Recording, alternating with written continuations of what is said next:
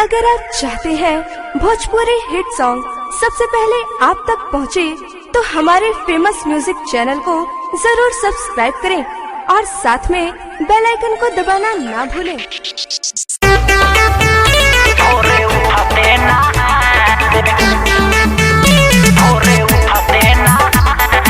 Kalika movie recording studio Bettiah.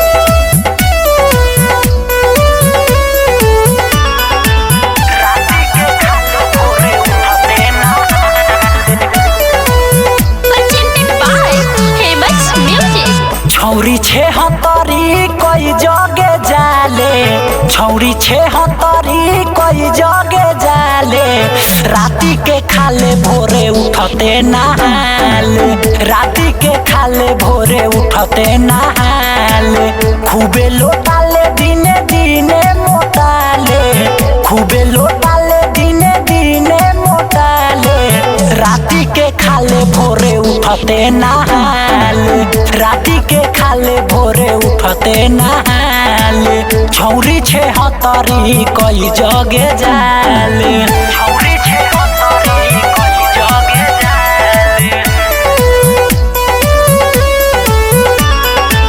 राती के खाले भोरे उठते नहाले, भोरे उठते नहाले, इज्जत डुबाई दिया अपन बाप माई के, इज्जत डुबाई दिया अपन बाप माई के, बुढ़वा जवान के रखे मुर्गा फंसाई के, चूसे मलाई तो छोड़ के पढ़ाई रे, चूसे मलाई तो छोड़ के पढ़ाई, अपने से सती सभी तरीका हाले, राती के खाले भोरे उठते नहाले, छौरी 76 कोई जगे जाले, भोरे उठते नहाले, भोरे उठते नहाले, राती के खाले भोरे उठते नहाले, देखो जो बन कर जाता वे छटकल, साफ मस्ल बिया, चोली के गोली कर जाता वे छटकल, बाटे रहसल राजा लाल ला रटकल, पागल कैले रहे शिव आयो नील के, कतना के बैठल बिया पहिले से लील के,